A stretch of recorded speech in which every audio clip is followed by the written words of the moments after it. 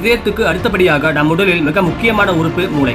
நமது நினைவுகள், ஆளுமை, அறிவாற்றல், நடவடிக்கை என எல்லாவற்றையும் முறைப்படுத்துவது மூளையே ஆகும். நமது மூளையின் மொத்த எடையில் 60% கொழுப்பால் ஆனது. மூளைக்கு வலி தெரியாது, ஏனென்றால் வலியை உணரும் வலி வங்கிகள் இங்கு இல்லை. நமது மண்டை ஓட்டுக்குள் மூளை நகரும் போதும் உந்தும் போதும் வலியை உணராது. எந்த ஒரு விஷயத்தையும் சரியாக பார்க்க மூளை உதவுகிறது. நமது கண்கள் நிஜத்தில் ஒரு பொருளை தலைகீழாகத்தான் பதிவு செய்கின்றன, ஆனால் மூளைத்தான் அதை சீராக்கி நமக்கு உதவுகிறது. மூளை பெரிதாக இருப்பதால் அறிவும் அதிகமாக இருக்கும் என்ற நம்பிக்கை இருக்கிறது, ஆனால் அது உண்மையில்லை. மூளையின் அளவிற்கும் அறிவுத்திறனுக்கும் சம்பந்தம் இருப்பதாக எந்த ஆய்வும் நிரூபிக்கப்படவில்லை. மூளையில் உள்ள நரம்பு இலைகளின் நீளம் 1,61,000 கிலோமீட்டர் என்கிறார்கள். இந்த நரம்பு இலைகள் உந்துவிசைகளை நமது உடலின் அனைத்து பாகங்களிலும் உள்ள அணுக்களுக்கு அனுப்ப உதவுகின்றன.